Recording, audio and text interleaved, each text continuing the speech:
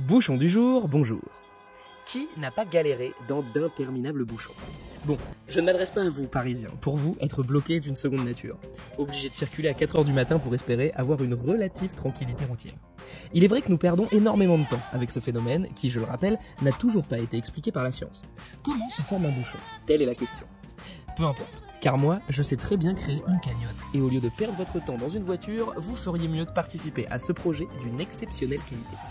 On attend le tumulte, l'impatience, la pollution. D'une certaine manière, nous apprécions ce joyeux bordel.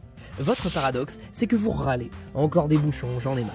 Alors qu'il se dégage de vous un léger sourire, une petite fierté en vous disant « Je vis dans une grande ville, c'est incroyable ». Laissez-moi vous dire, si votre truc, c'est d'être entouré de personnes gueulant de toute leur force dans leur voiture pourrie, alors je ne peux rien pour vous. Le gouvernement peut nous faire croire ce qu'il veut, la majorité du parc automobile français fonctionne au diesel. Donc pour l'électrique, on repassera. Par contre, inhaler du bon monoxyde de carbone devient pour vous une seconde nature. À 50 ans, un type qui se fait appeler médecin, oui, donnons-lui quand même ce titre, malgré ses faibles compétences, car depuis longtemps il a prêté serment d'hypocrite et soumission aux pharmaceutiques.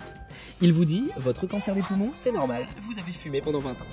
Bien sûr, ce n'est pas la pollution, le bordel ambiant dans lequel nous nous trouvons, et encore moins le stress généré par les bouchons.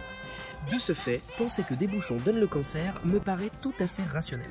L'immense stress généré par ce quotidien avec le monsieur Cornard, expression moyenâgeuse digne ancêtre de connard, ça donne quand même un style, admettez-le, qui fait que vous klaxonnez alors que vous ne pouvez plus bouger le moindre millimètre de caoutchouc. C'est usant et à force, cela peut tuer.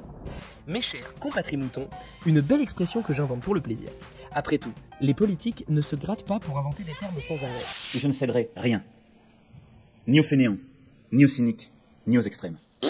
À croire que l'ENA et l'Académie française fusionnent d'ingéniosité, où la débilité épouse avec grâce l'idiocratie. En résumé, les bouchons c'est chiant. Les abrutis qui peuplent ce phénomène le sont encore plus. Comment s'en sortir dans tout ça?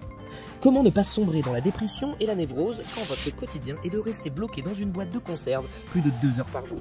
La réponse est limpide, il faut rêver. Les tisseuses du destin ne peuvent rien pour vous. Remettez-vous-en à hypnose pour vous déconnecter. Ou alors, comme je vous ai dit plus haut, Morphée deviendra votre meilleur ami. Vous avez une vie merdique pour la plupart, j'en conviens. Alors, je vous donne cette possibilité de vous évader avec ma cagnotte. Pour une fois, ne restez pas bloqué et faites l'inverse. Débloquez vos fonds pour moi.